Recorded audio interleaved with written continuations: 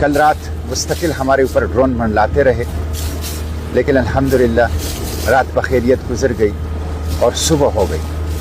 और अब फ्लोटेला का मंजर मैं आपको दिखाऊं कि आप देखें कतार दर कतार अल्हम्दुलिल्लाह अब वो आ रहे हैं जहाज़, और ये सब गज़ा की तरफ जा रहे हैं और इंशाअल्लाह गज़ा पहुँचेंगे, इंशाअल्लाह गज़ा पहुँचेंगे। और ये सारे जहाज़ जो हैं खुराक से, अद्वियात से, पानी से और उसके साथ साथ बच्चों के लिए फार्मूला मिल्क से वो भरे हुए हैं चारों तरफ अल्हम्दुलिल्लाह।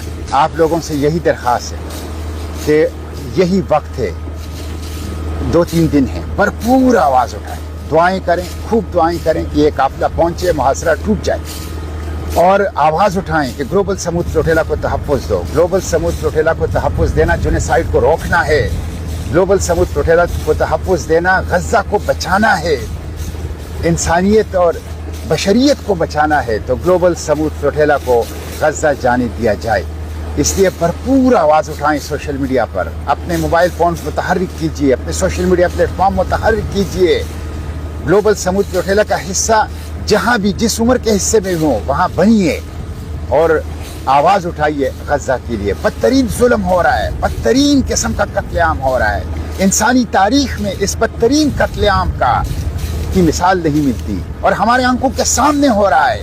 बेहिसी छोड़िए, खामोशी छोड़िए, गैर जानिबदारी छोड़िए, गफलत छोड़िए, आगे बढ़िए, खुलकर खड़े हो जाइए गज़ा के साथ, खुलकर खड़े हो जाइए इसराइल के खिलाफ, जेनोसाइड के खिलाफ, खुलकर आवाज़ उठाइए, भरपूर आवाज़ उठाइए।